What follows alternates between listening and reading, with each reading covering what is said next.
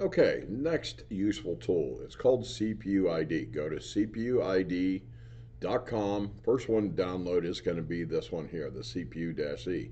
Notice Windows or Android. Okay, I already have it installed, so let's go ahead. Let's bring it up. Let's see how this one works. Now, nice thing about this is it's one of the ways I can go and I can tell exactly what processor's in there, basically what motherboard and so on. So I look at this and I go, okay, I need to order, and I can tell the guy if, or I can actually research it depending on whether I'm going to Newegg or somebody like that to order it. So I know here is the processor. I know it's an Intel i7. I know it's 3770 CPU. Now, the socket 1155, that's how many pins. Land grid array, right? So it gives you the caches here, L1 for instructions, L1 for data, and then two other levels, right? So some other information. This is more just dealing with the cache. This will give you an idea, hey, this is a motherboard. Here is the model.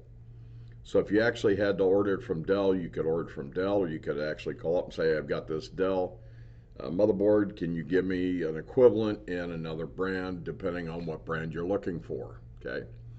Tells you the PCI Express that it's using at this time, gives you a little bit more information. Of course, here comes the memory again. Lets you know, hey, it's DDR3, it's a dual channel, which I've had people ask me about that before. And then how much RAM's installed, 16 gigabytes.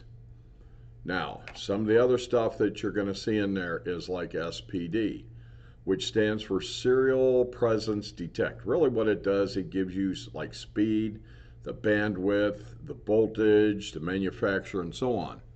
So it kind of lets you know, hey, we're using PC3-12800. It's DDR3, which we already know.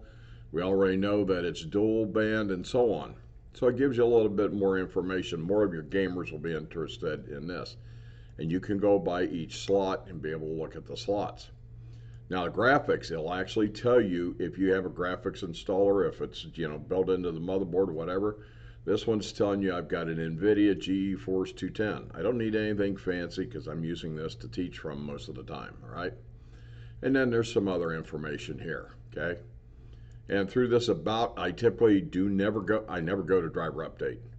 I go to manufacturers. This is going to some website that I absolutely hate. These are the type of places you end up getting viruses and other things. So different reports that you can actually generate and save. This is one of this company's tools. We'll show you another one here in just a moment.